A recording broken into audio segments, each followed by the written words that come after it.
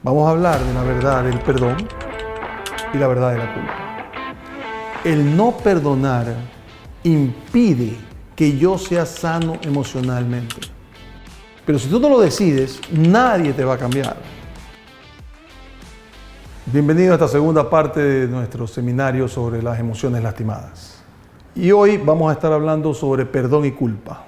Y para hablar de perdón, déjame decirte que nosotros estuvimos hablando la semana pasada de las 4 necesidades de los problemas emocionales. Y tienes que entender que cuando tú aprendes algo o Dios te dice algo que tu emoción debe funcionar de esta forma, debes simplemente aceptarlo y no estar peleando con esa verdad cada rato. Y 2 de esas verdades son los que vamos a hablar ahora.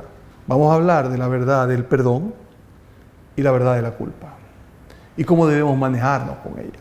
Hablemos primero entonces del perdón. Y tenemos que entender que el perdón no es un sentimiento. Realmente es una opción. Yo puedo decidir si perdono o no perdono. Y tengo que entender que el no perdonar a otra persona, al que más daño le hace es a mí mismo. Porque si yo no perdono, yo me quedo con ese dolor, con ese sentimiento duro nuestro de que no puedo perdonar y estoy pensando en eso un rato y otro rato y otro rato, porque lo tengo agarrado y no lo quiero aflojar. Y Dios te dice, afloja. Y yo no lo quiero aflojar porque estoy tan conocido, lo conozco tanto el sentimiento del no perdonar que simplemente lo quiero conmigo. Cristo fue el primero que nos dejó ver que debíamos perdonar cuando Él dijo, perdónalos aunque no saben lo que están haciendo. El no perdonar impide que yo sea sano emocionalmente. Por tanto, cuando yo tengo un dolor, tengo que aflojarlo lo más rápido que puedo. Y tengo que entregárselo a Dios o trabajar en mis sentimientos y siempre decirle a Dios, ¿sabes qué, Dios? Hoy he decidido perdonar.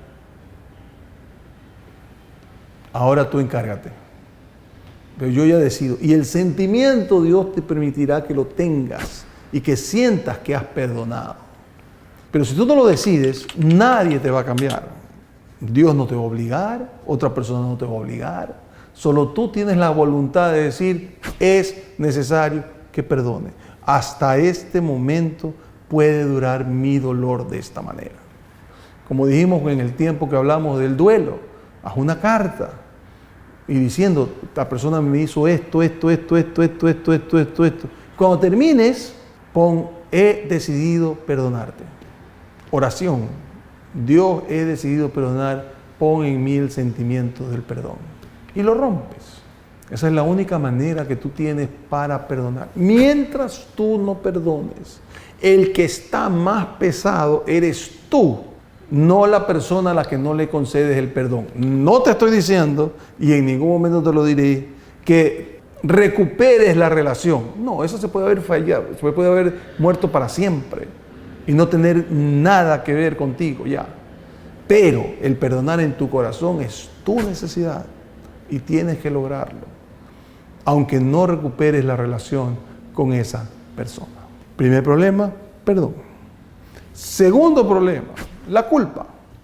Porque ahí en vez de ser contra otra persona, es acerca de mí mismo. Y yo siento que he hecho algo mal, que me he equivocado tremendamente. Y esa culpa, y tú la vives con claridad, te recuerda cada rato, ¿no? Y estás hablando, ay, qué bruto cómo hice esto. Y ay, qué bruto cómo hice esto de acá. Y ay, qué bruto cómo hice lo de acá. Y simple y llanamente paso viviendo con esa culpa que no me deja en paz en ningún momento. Cuando yo tengo culpa, la mejor solución es confesar. Contárselo a la persona que le he fallado, que lo fallé y pedir perdón. Pero lo que yo hago es que no quiero decirlo porque se va a perder mi relación con esa persona y cada día me voy drenando completamente como ser humano emocionalmente. Ahora, hay una cosa que tú tienes que entender muy claramente y que hay 2 clases de culpa. La culpa verdadera y la culpa falsa. La culpa verdadera es cuando lo que hiciste mal, Dios te dice que está mal. Y eso es una culpa verdadera, porque en ese momento estás entendiendo que lo que hiciste lo hiciste mal, porque hay una persona que te deja ver que es verdadera. Y esa persona pues es perfecta.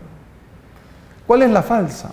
La falsa es cuando tú crees que lo has hecho o alguien más te contó que eso está mal. Y entonces tú empiezas a trabajar con este nuevo estándar de culpa que se te queda en ti, que no puedes mover y que realmente es falsa. ¿Qué es lo que pasa cuando tú manejas culpa falsa? Empiezas a creer ser perfeccionista. Entonces, es que está muy mal que tú pongas las cosas en este sitio en vez de este otro. Y tú empiezas, ay, sí, soy culpable, soy culpable, soy culpable.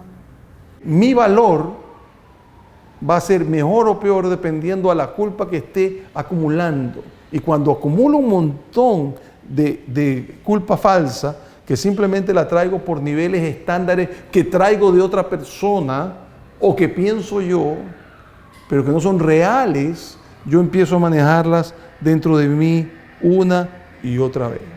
¿Qué es lo que produce la culpa? Perfeccionismo, trabajo excesivo, poca emocionalidad sana. ¿De qué forma se reflejan estas culpas falsas? Socialismo tímido, depresión, desagrado emocional, perfeccionismo, derrota espiritual. ¿Cuándo te da eso? Cuando tú estás pensando, ah, sí, es mi culpa, porque tal persona me dice que es mi culpa. Ten mucho cuidado con qué yo pienso que realmente es culpa y qué lo estoy adquiriendo de otro ser humano. Yo tengo que poder primero diferenciar cuál es verdadera, cuál es falsa, y si es verdadera, ¿qué hago con ella? ¿Pido perdón? ¿Permito que la persona pueda recuperar lo que le quité? Pero lo primero que tengo que determinar es que si realmente esa verdad es de Dios o es adquirida por mí, por otras situaciones. Por ejemplo, eso pasa mucho lastimosamente con las religiones, ¿no? Porque enseguida vienen culpas que no son culpas. Ah, es que yo, lo que pasa es que como no estoy dándole veneración al sacerdote o al pastor, entonces es mi culpa. Que es realmente algo que te afecta y que no. Hay 3 componentes en culpa. Número 1, tengo expectativa y temor del castigo. Como yo tengo culpa, pienso que alguien me va a castigar. Y como no me castigan, entonces voy al autocastigo.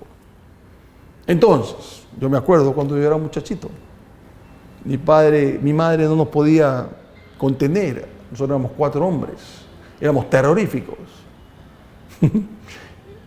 Y entonces cada vez que nosotros no podíamos, empezábamos a hacer travesura y media, me decían, mira que Dios te va a castigar.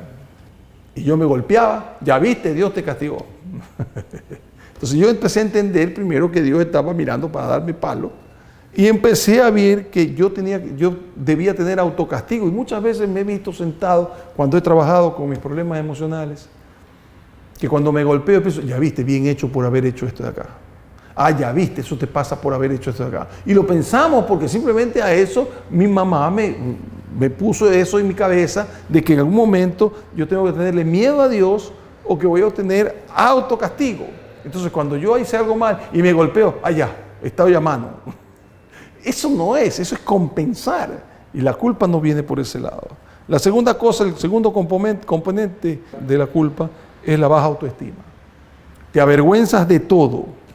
Tú no puedes ser un buen cristiano porque andas en short, porque tienes gorra. Fuiste con gorra al culto. No eres cristiano porque no te arrodillas cuando estás rezando, etcétera, etcétera, etcétera. Lo único que genera eso es una culpa que me quita la autoestima.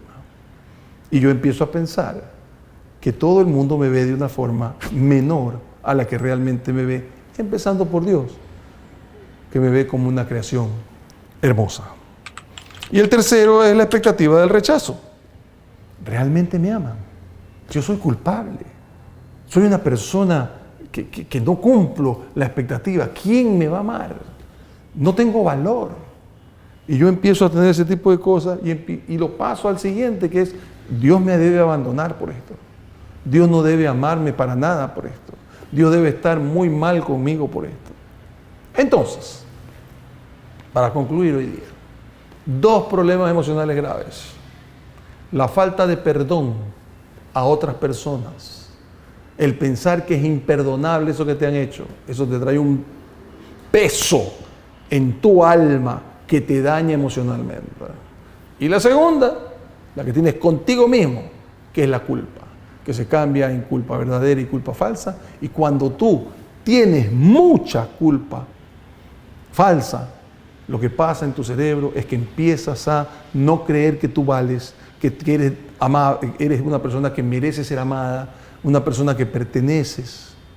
Tienes que trabajar con esas 2 cosas y no permitir que ni tu falta de perdón ni tu exceso de culpa llegue a tu alma, porque lo único que hacen las 2 es dañarte sin ninguna posibilidad de mejoría, a menos que tú decidas perdón siempre, culpa en mi vida nunca, porque Dios me perdonó, y si Dios me perdona, yo me perdono, y si yo me perdono, puedo perdonar a otras personas.